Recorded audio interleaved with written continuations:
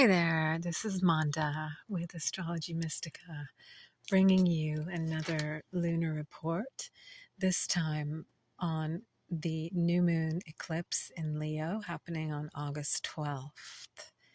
So just to give you a heads up, on this channel I'm using the True Sky, True Sidereal Astrology, which is different from mainstream astrology. There is a video down below in the description that explains the difference between mainstream astrology and using the natural sky as it is. But if you're new here, welcome. And of course, thank you to all my subscribers out there. I really appreciate your presence on my channel. Also, if you're interested in seeing where this eclipse is happening in your own chart, you can go down below in the description and take a look at your True Sky chart and see where the beginning of Leo, which house that's happening in. And that'll tell you where most of the action's going to be happening for you in this eclipse season that we are now entering deeper into. But once again, anyway, thank you for joining me, and we'll get into the chart here and we can take a look and see what's going on. Alrighty then, here we go.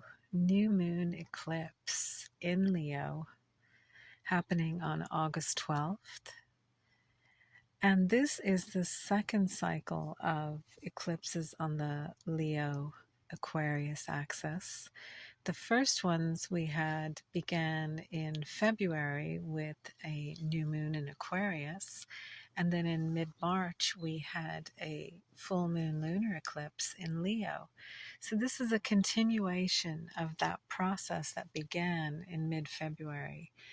And I'm just reviewing it a little bit because there was so much going on back then.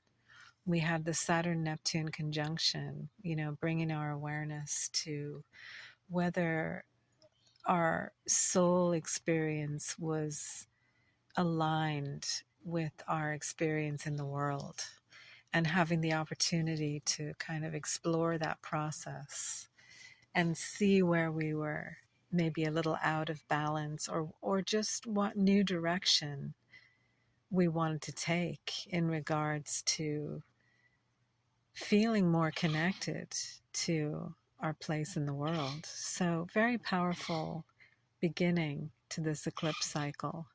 So as we come into this new moon eclipse in Leo, you can see the chart here. We've got a lot of aspects, a lot of beautiful aspects, a lot of trines.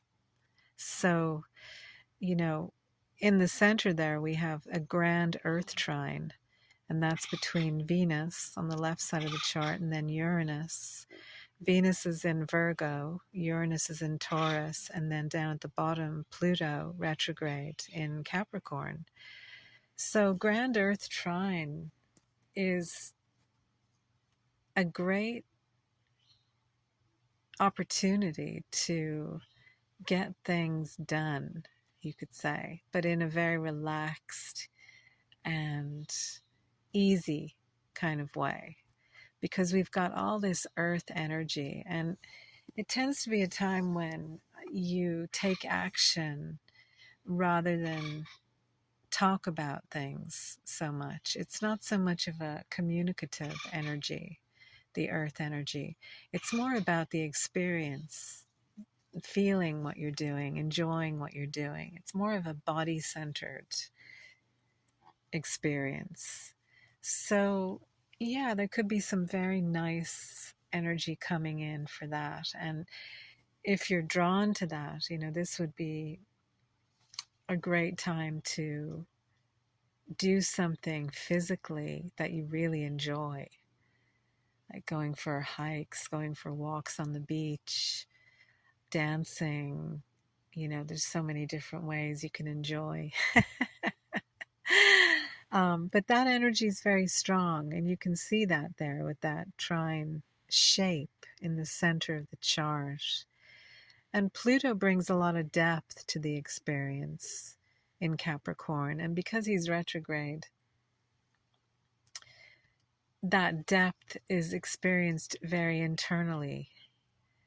The connection to whatever it is you're doing can go very deep.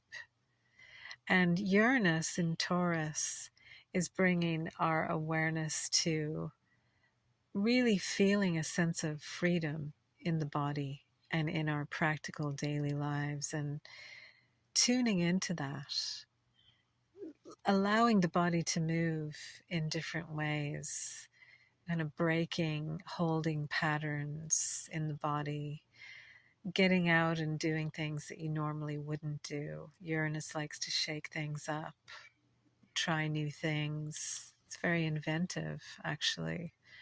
Very creative, inventive energy. And because this new moon is in Leo, and the sun is also there in Leo, this is a very creative eclipse. Even though it's a south node eclipse, which has more to do with releasing energy from the past. But the way I look at this eclipse is that we began a cycle on the Leo Aquarius axis that has to do with love and freedom, balancing those two polarities, meeting in the middle. Or you could say love and aloneness, being at one with yourself and life. But that cycle began in the middle of February, and now we're going into the next phase of it. And in this phase, we have the new moon in Leo with the sun. So there's a beautiful, harmonious energy between the sun and the moon. The male and the female, the left and the right brain are together. They're one in the same sign. So the beginning of this new moon cycle can bring in a lot of new creative energy. Everything that Leo rules. It also has to do with our emotional experience when I'm talking about Leo being the love and an Aquarius being the freedom and aloneness. And when we have a new moon on the south node, we can also be releasing ways that we've loved in the past that no longer feel aligned with who we are now in this eclipse process that we're in. So you may notice these things. You may notice it as the new moon energy builds and the light increases. You might notice your awareness of things you're ready to release that have to do with the way you have loved yourself, the way you've loved others, but just your relationship to love in general, and outdated ways of relating to all those different areas. That you've grown up, you've matured, and there's a new way, there's a new feeling, a new experience of love just starting to come in from the inside that you may sense or feel as it starts to reveal itself during the first few days of the new moon cycle. But this process will continue unfolding throughout this lunar eclipse season that we're in. And this lunar month will have a full moon, a total lunar eclipse. Actually, I'm not sure if it's total, but it'll have a lunar eclipse in Aquarius on August 27th. And that will be the peak of this new energy that's coming in right now with this new moon in Leo. We have Mars. You can see if you look in the center of the chart, there's a rectangle. And we have a sextile from Mars to the south node. And then we have a trine from Mars to the north node. And then a sextile over to Black Moon Lilith at the galactic center, and then a trine again up to the south node. So this is very interesting to me. Whenever you have the north and south nodes involved, during an eclipse especially, it's a very powerful portal that's opening. And when you include Black Moon Lilith at the galactic center, 1 degree from the galactic center, which is the most soulful, spiritual, mysterious, magical part of the sky, because it's in the constellation of Ophiuchus, the 13th sign. So whenever you have some structure that includes that area of the sky, I always consider it to be exceptionally powerful. And then with Mars in the mix in Gemini, he's just recently moved into Gemini from Taurus, and you'll probably feel that shift a few days, maybe 4 or 5 days before this new moon, when Mars moves out of Taurus and into Gemini, that your action energy will lighten up. You'll start to see things happening faster and feel a more spontaneity, more ease, maybe coming up with new ideas and having the energy to learn new things or to explore new things. So this is really nice. Mars is very happy in an air sign because, air fuels fire.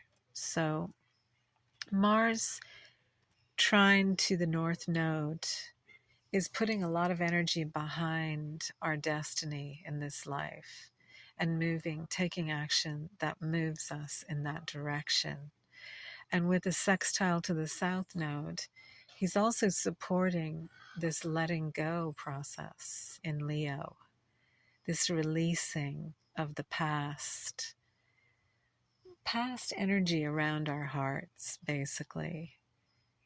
Anything to do with that's still with us and may be holding us back a little bit or weighing on us. If you become aware of anything like that, this eclipse is the perfect time.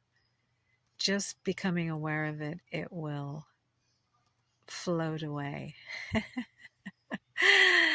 and give you a feeling of becoming lighter. That's my sense of this rectangle that we have here, this mystic rectangle connected to the galactic center.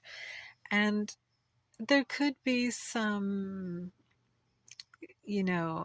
strong realization also with Black Moon Lilith at the galactic center of ways in which you've suppressed yourself or learned to suppress yourself, your more outrageous side, your wildness, in favor of fitting in or being accepted or being loved. This can also be part of what's being released around our hearts, where we may have compromised who we are or suppressed who we are in order to get love, in order to feel loved by others. And this is an opportunity with Aquarius on the polarity point to really step into our individuality in a much deeper way. Pluto down there in Capricorn. We're building a new foundation inside of ourselves, not of a character or a person, but of our embodied experience in our lives, with Pluto being in an earth sign and this being an earth trine. It's supporting really being here on the ground, in the world, and enjoying it. And maybe this South Node eclipse is going to free us. It's going to eclipse out of our lives whatever's been inhibiting us from just enjoying the simple pleasures of being alive and everything beautiful that is available to us on this beautiful planet, this earth, and just slowing down a little bit and taking more time to go deeper into that enjoyment and just allowing whatever's in the way of that to be there, but not focusing on it, not fighting with it, not trying to get rid of it, and just let it be carried away by this energy, let it dissolve. And we have Jupiter up there at 11 degrees of Cancer, still bringing love, nurturing to ourselves. Jupiter is giving us a chance in this transit, which he's been in now for about a month and a half, to expand our experience of our connection with life itself, the mother. Cancer is about our family, our ancestry. It's about our feeling of being at home in life. And Jupiter's been really bringing some beautiful energy to that area of our lives and bringing in new opportunities to get in touch with deeper areas of ourselves that are not based on ideas or beliefs, but that are spontaneous and just come in on their own in a fun, relaxed, and very harmonious way, in a very sensitive way. Jupiter's also been expanding our sensitivity, and that can be challenging at times because sensitivity is something that we naturally suppress in this world. Depending on where you are and what you're around, sometimes you have to find ways to lower your sensitivity because it's not helpful in whatever situation you might be in to be overly sensitive. And it's good to be able to do that, to have a healthy nervous system where you can regulate yourself that way. And I think that's also something that Jupiter has been teaching us. Self-talk, what we say to ourselves, what we're in conversation with ourselves. How are we talking to ourselves? Is it loving? Is it judgmental? Jupiter's going to give us a chance to explore again in this theme of love with the Leo new moon, to explore the ways in which we communicate with ourselves that are not loving. And this can also be part of what is eclipsed out of our lives during this mystical, very harmonious new moon eclipse in Leo. So this particular eclipse season on the Leo Aquarius axis actually goes back 19 years is when this series began. So if you think back 19 years or so, around 2007, 2008, what was going on at that point, this eclipse series that we're currently in, and especially this first new moon solar eclipse, is bringing that to a completion. And it's interesting to look back and see what was happening and then take a look now at what's happening in your life. Also, if you have any placements in Leo, whether it be your sun, moon, or any planets or any of the nodes, this eclipse series is going to be more impactful for you. You're going to feel it more, possibly. And the other thing about this series is that Along with the theme of freedom that is associated with Aquarius and individuality, there's also the sharing of our creativity, Leo, in the world, and our vision for that, and what comes through us in relation to what we feel to share in the world.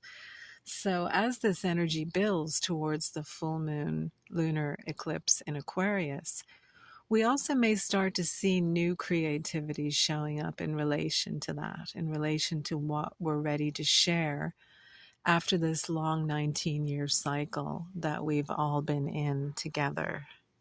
So, as I said before, we have a lot of aspects with this new moon. You can see all these lines. It's almost like some kind of geometric shape with all these points on the outside. It's very interesting.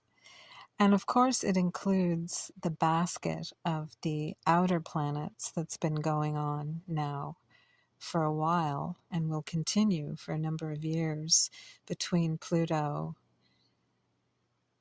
Neptune, Uranus, and Jupiter. That's still in play.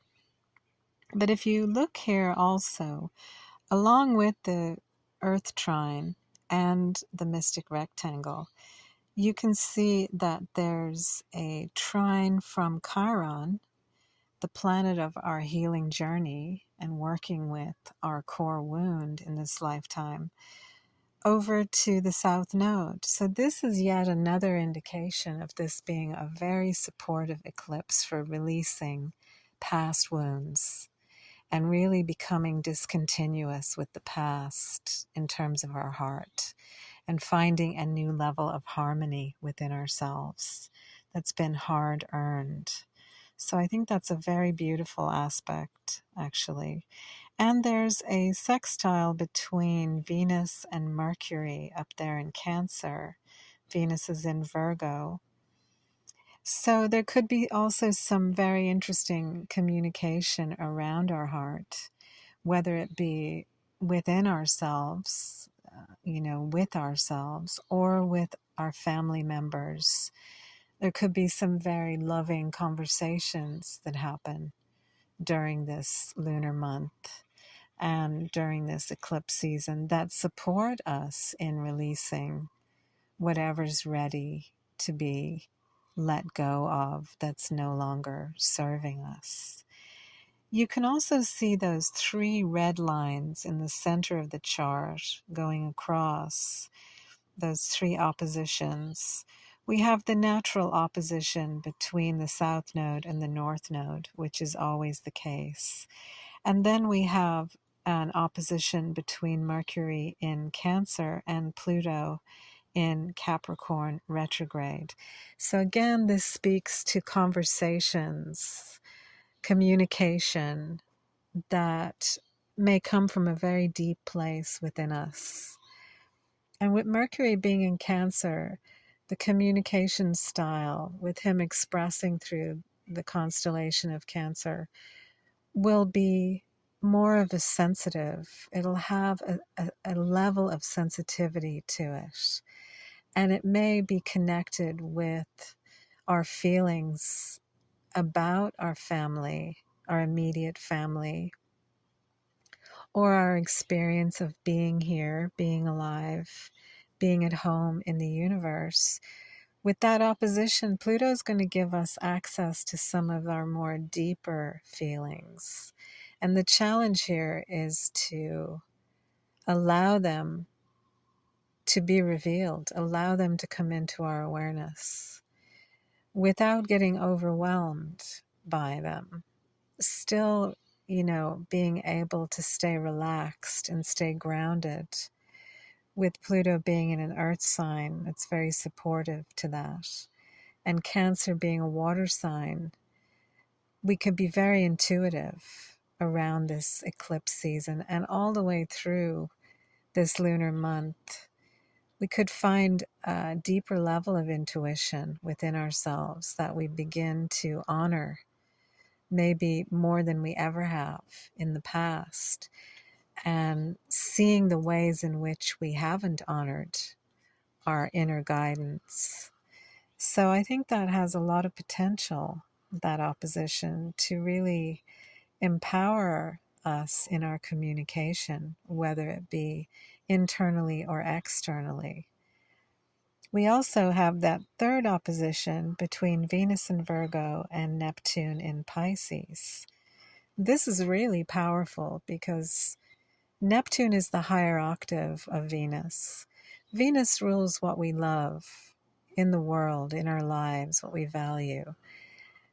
And it can be connected to a conditional experience of love, whereas Neptune is unconditional love. Neptune in Pisces is the bigger love, the unconditional love that comes from within us, that has nothing to do with the world.